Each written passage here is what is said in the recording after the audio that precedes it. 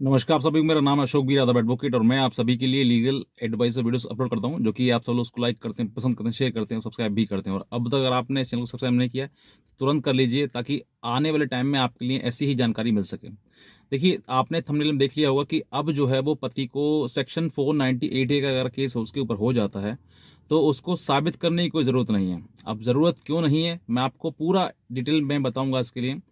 क्योंकि इसमें evidence act है, आईपीसी है, ऐसी चीज़ें बहुत सारी चीज़ें हैं जो इसमें अप्लाई होती हैं। लेकिन इन सब चीज़ों के लिए आपको कोई भी एविडेंस देने की आवश्यकता आपको इस केस में नहीं है। क्या है, क्योंकि आज के टाइम में जो केसेस हैं वो बहुत ज़्यादा चल रहे हैं। सेक्शन 498A का तो ऐसे प्रसाद की तरह मिल जाता है पति के लिए। शादी हुई और सेक्शन 498A केस लग गया। ऐसे एक नहीं, हज़ारों की तादाद में कोर्ट में डेली केसेस आते हैं। और उन्हीं के चलते हुए, केसेस के चलते हुए पत्नी जो है वो अपना पूरा समय बर्बाद कर देती हैं, सिर्फ और सिर्फ सेक्शन 498A केस में सजा कराने के चक्कर में, या फिर उस पति को जेल भेजाने के चक्कर में। अब जो है ऐसा कई मतलब लोअर कोर्ट्स, हाई कोर्ट्स और सुप्रीम कोर्ट में लगातार कई जगह पर ऐसी टिप्पणी की जा चुकी है कि पत्नियां जो हैं इस सेक्शन 498A को जो है वो हथियार की तरह इस्तेमाल करती हैं। और हथियार की तरह इस्तेमाल करने की वजह से जो है वो अपने इस जीवन के साथ साथ में पति का भी जीवन खराब कर देती हैं। जिसके चलते हुए पत्नियां एक दिन नहीं, कई कई साल अपने मायके में गुजार देती हैं। और जो समय इनका इम्पोर्टेंट होता है, जिस समय इनको अपने पति के साथ जीवन में होने चाहिए साथ में, लेकिन उस समय पर जो है ये अपने मायके में होती हैं। तो कहीं न कहीं इन सब चीज़ों के लिए जो दिक्कतें हैं वो लगातार चली आती हैं। और ये जो केसेस हैं, सेक्शन 498A के जो केस है, वो उसमें सबसे पहली बात ये समझनी है आपके लिए कि सेक्शन 498A केस बना क्यों है? मतलब क्यों ये सेक्शन बना है इसमें? आज के मतलब एक समय था जिस समय पत्नियों पर, महिलाओं पर बहुत ज़्यादा अत्याचार हुआ करते थे पतियों के द्वारा। आज वो समय उल्टा हो गया है। आज पत्नियाँ पति पर कर रही हैं और कहीं न कहीं वो इस कानून का दुरुपयोग करते हुए, यानी कि उस कानून का कहीं न कहीं किसी प्रकार से इस चीज़ का मिसयूज़ करते हुए केसेस की जो मतलब तादाद है वो बढ़ती जा रही है। सेक्शन 498A के साथ-साथ में मेंटेनेंस का केस और डीबी का केस, ऐसे कई प्रकार के केसेस हैं जो पत्नियाँ अपने पति के ऊपर लगा देती हैं और उसके बाद काफ़ी समय, कई-कई साल अपने मायके में ही वो बिता देती हैं, क्योंकि उनका जो समय है वो सोचती हैं कि अब हमारा पति वापस आएगा, हमें लेने आएगा। और वो ऐसा होता नहीं है, क्योंकि वो सोचती हैं कि केस करने के बाद पति हमारा हमारे घर आएगा, हमसे हमारा माफ़ी माँगेगा, गिड़गिड़ाएगा हमारे आगे, लेकिन ऐसा नहीं होता है। इसके जस्ट उल्टा होता है, विपरीत होता है। जो पत्नी ये सोचती है कि हमारा पति वापस आएगा, तो वो वापस नहीं आता है। और ज़्यादा उलझने पड़ जाती हैं और ज़्यादा केसेस बिगड़ने शुरू होते हैं, जीवन और ज़्यादा खराब होना शुरू करता है। तो ऐसे समय पर आज मैं आपको बताता हूँ कि पत्नी जो है, अगर आपके ऊपर केस सेक्शन 498 केस कर देती है, तो आपको सिर्फ़ और सिर्फ़ बैठकर देखना है उसको, उसमें कुछ नहीं कहना है, कोई एविडेंस, कोई साबित कुछ भी आपको नहीं करना है। कैसे नहीं करना है, मैं आपको बताता हूँ। एविडेंस एक्ट ये कहता है कि जो सेक्शन 498 में मतलब पत्नी जो है वो क्रूअल्टी के आधार पर आपके ऊपर केस करती है कि आपने उसको क्रूअल्टी करी। क्रूअल्टी किस प्रकार की? मान लीजिए कि आपने करी, आपने तो करी, आपके साथ-साथ में आपके परिवार में पिता है, सास है, देवरानी है, इन सब लोगों ने मिलकर मारा-पीटा, दहेज माँगा, इन सब ऐसी चीज़ें जो है, इस तरीके के आरोप लगाए जाते हैं। तो ये सब कुछ जो है वो क्रूअल्टी के मतलब कैटेगरी में आता है।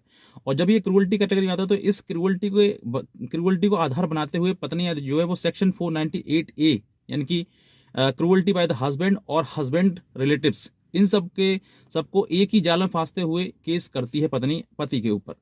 और इन सब चीज में पत्नी जब केस करती है तो पति के साथ साथ पति के परिवार वाले जो भी होते हैं, चाहे वो माता पिता, भाई बहन और परिवार के लोग दूर के भी रिश्तेदार वगैरह हैं, उन सब चीज सुन को सब उन सबको उसमें पार्टी बना लिया जाता है और उन सबके ऊपर केस लगा दिया जाता है।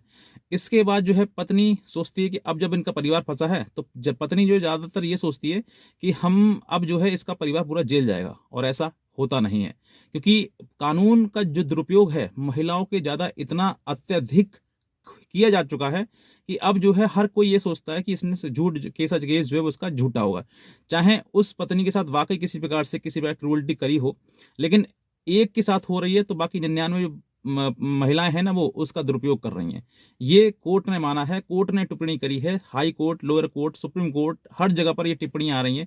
जो भी कोर्ट में केस फाइल होता है या केस उसमें सामने आता है, तो सुप्रीम कोर्ट, हाई कोर्ट, इन सब में अपनी टिप्पणी भी साथ में देता है। ऐसे कई जजमेंट हैं जो अब तक पास हो चुके हैं और इसमें इसी वजह से, क्योंकि इसमें कहीं ना कहीं कानून का दुरुपयोग हो रहा है, इसी वजह से जो है पत्नियों के जो सेक्शन 498 है वो बहुत ही ज़्यादा अब सॉफ्ट कॉर्नर उसमें बना दिया गया है। क्योंकि अब जो है अगर पत्नी सेक्शन 498 या केस पति के ऊपर करती है या पति के परिवार के ऊपर करती है, तो अब सीधे गिरफ्तारी या सीधे बेल वगैरह कराना कुछ नहीं है। अब सिर्फ 2 महीने का जो है पति को कूलिंग पीरियड दिया गया है, यानी कि पति और पत्नी को दोनों को ये कहा गया है अगर मान लो इसमें झगड़ा होता है तो ना पति पत्नी की बात ज़्यादा समझनी है, ना पति को जेल भेजना है, ना उनसे कुछ परेशानी, उनको उन दोनों को बिठाकर समझौता करवाना है, बात समझनी है कि वाकई इनके पीछे क्या पीछे वजह है जिसकी वजह से झगड़ा हो रहा है।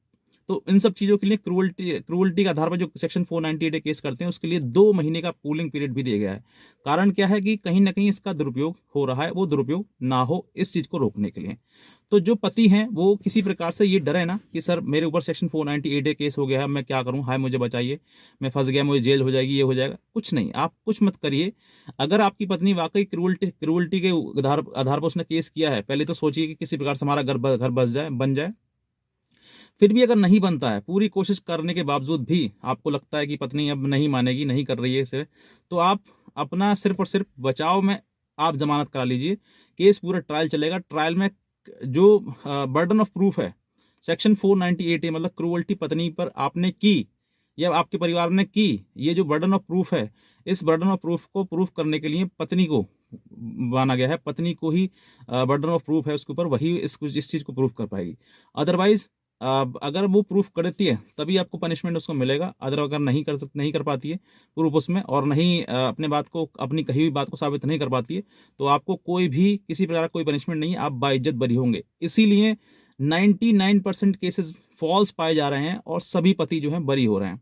कारण कि क्रूअल्टी ग्राउंड जो है वो इतना आसान नहीं है प्रूफ करना। तो इसीलिए मैं आपसे कहता हूं कि ये जो मैंने बात कही है कि आपको अब कुछ नहीं करना, सिर्फ देखना है कि बाकी वो पत्नी जो है वो क्रूअल्टी जो हमारे ऊपर हम आरोप लगाया है, क्या क्रूअल्टी वो प्रूफ हो रही है उसके अकॉर्डिंग, या वो कर पा रही है अपने बयान में, स्टेटमेंट में, या फिर वो जगह जगह बदल रही है। क्योंकि स्टेटमेंट पत्नियां एक आक्रोश में आकर इतने केसेस कर देती हैं, चाहे वो मेंटेनेंस का हो, डीबी का हो, सेक्शन 498 का हो, इतने केस कर देती हैं कि वो अपना बयान जो है जगह जगह बदलती रहती हैं।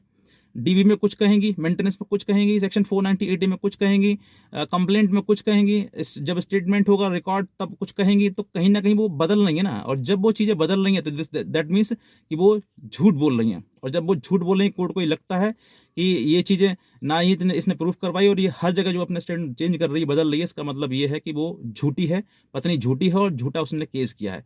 और जब वो झूठा केस किया है तो इसी आधार पर आपको बाइज्जत बरी कर दिया जाएगा, आपको कोई दिक्कत किसी प्रकार की नहीं आएगी। इन सब चीज़ों को आप समझिए।